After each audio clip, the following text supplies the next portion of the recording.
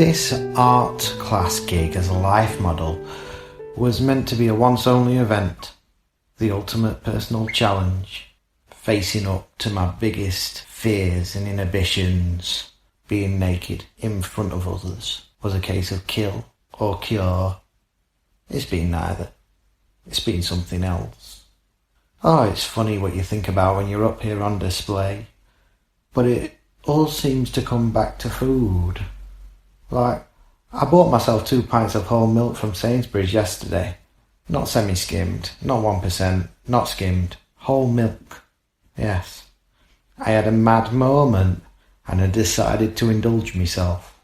Well, life has to have some excitement in it, doesn't it? To say I've struggled with my weight over the years, it's an understatement, and from both sides. I was like a stick until I was about 7 or 8. Mum used to despair for my fussy eating habits. There was practically nothing I'd eat. Me mum would be at the end of a rope and Dad would intervene and say, "You don't eat what's on your plate and you don't eat." Ooh, it didn't bother me. I'd rather eat no than oat. Then my mother discovered around the age of 7 or 8 that there were 3 things I actually did like. Namely, oxtail soup with half a loaf of sliced white bread, baked beans cooked in bacon fat with half a loaf of sliced white bread, and lastly, a mountain of chips and half a loaf of sliced white bread and butter. And the die was cast. Within the course of 1 academic year, I went from stick thin to double chin. I remember my primary school teacher, Miss Douglas, doling out the yearly school photo portraits, and when she came to mine saying, "Oh, look, Winnie the Pooh." She had my classmates in hysterics.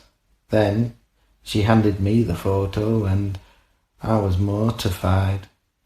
Over the course of 1 year, I went from stick insect to the Michelin man, no disputing the fact. Dad always said he believed in God and that God was good, but I'm not so sure.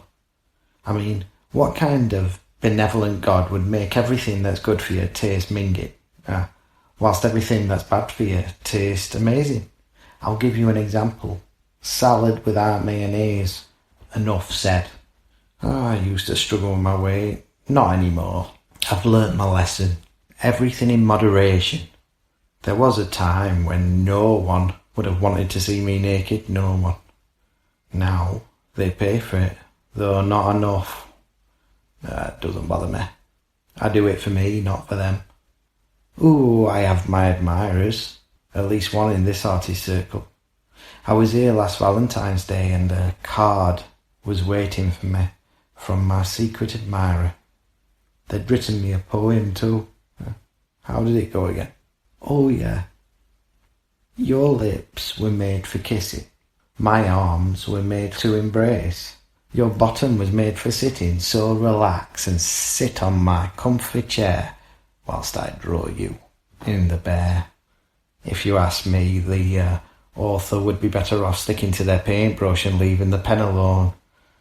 Still, no idea who it was who sent it though.